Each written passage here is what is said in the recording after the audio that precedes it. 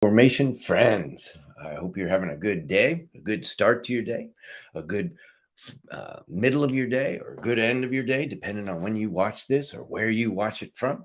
I pray God's grace, His blessing, His protection, His strength, and His faith over you today. In the authority of Jesus, I pray. Part of the reason that I pray even that prayer this morning has to do with what we're going to look at. Let's look at Proverbs 26, verse 2. That proverb says, like a fluttering sparrow or a darting swallow, an undeserved curse does not come to rest. An interesting verse. Uh, First of all, I want to talk about the idea that this is for real, that we see throughout the book of Proverbs that words matter, that our tongue carries power. It can carry the power of life or the power of death.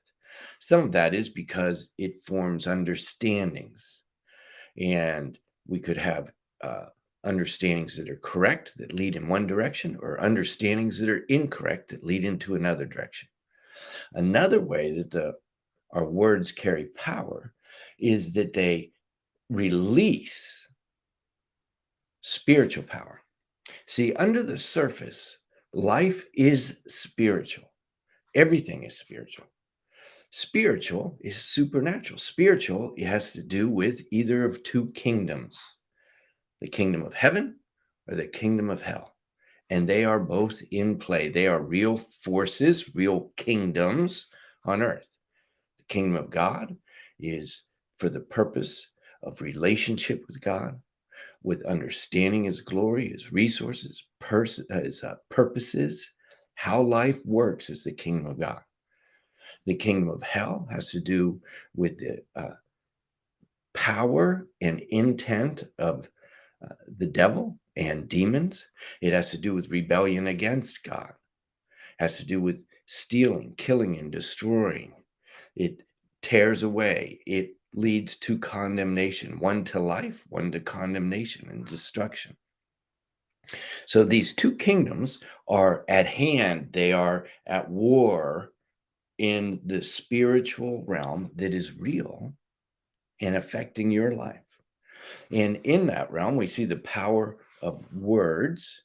And some words speak of the kingdom of heaven and release the resources of heaven on earth. Some speak and release the resources of hell against you or others or even places. A curse, by definition, is a solemn utterance intended to invoke a supernatural power to inflict harm or punishment on someone, something, or even someplace. So again, it is a solemn utterance intended to invoke supernatural power or inflict harm, punishment, or whatever. So a sometimes a curse can be as mild as words that say you're never going to amount to anything. And those words can kind of dwell in your being and make you feel hopeless for life. Particularly if those come from a person or a place of authority, sometimes words can bind us. But there's other levels of cursing where someone is actually releasing and intending to release the power, demonic power against you. Those happen from uh, false religions or covens that have an intent to tear down the kingdom of God and the people of God and to come or war against it. Now, those curses do carry power. They do carry demonic power, but they can come against you. But if your life is in a good place, they may hit you, but they can't stay. They may hit you, but they can't penetrate or have long-term impact on you. I like to view it as uh, in terms of the demonic realm. If cursing words carry the power of hell, They carry the power of hell in the form of demons, and a demon may come against you, come at you. But if your life is living as we see in Proverbs, you're living a righteous life, or a way to understand that doesn't mean perfect life. It means a life in right standing, right standing with God and His ways. If your life is marked by right standing with God, it may come against you, but it can't, again, penetrate or affect you in a long term kind of way at all. And so it's as if the words release the power of a demon against you. It's kind of like that demon is a rat, and rats feed on trash.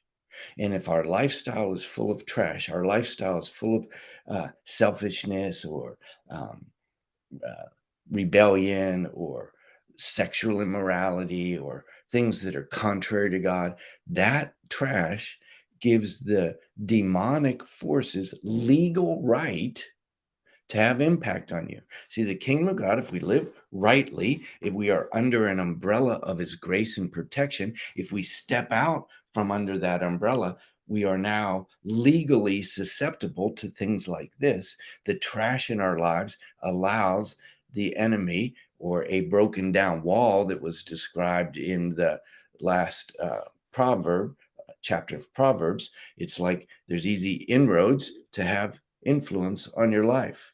So to live in right standing helps that it's almost like, one, it gives those rats nothing to eat. There's no agreement in your being with that curse or that punishment coming from hell. It's also kind of like that those cursing words are like uh, birds flying over your head.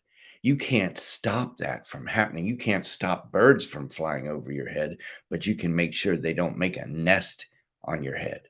And in that way, I want to encourage you a few things today. Um, Live rightly, live uh, in faith. Your faith in God, align your life to be in right standing with God. Live in blessing, releasing the resources of heaven to others. Live in faith and by faith and stand. There will come opposition. Some will come through jealousy. Some will come through small mindedness. People will say things against you, and some will maliciously, even intentionally curse you in life. But as the proverb says, like a fluttering sparrow or a darting swallow, an undeserved, a right standing person can't, that thing is not going to come to rest. It'll come and bounce. Live your life in faith, live by faith, live in right standing with God, and move ahead. Don't even worry. Don't uh, get yourself all tied up about what might be evil around you. Live by faith, and that thing can't find rest against you. You can move ahead in power. So as you go ahead in your life today, know that you have authority in Jesus. You have a lifestyle in right standing with God. Focus your eyes on releasing the kingdom of God. Have an incredible day as you are a blessing to others. I'll see you.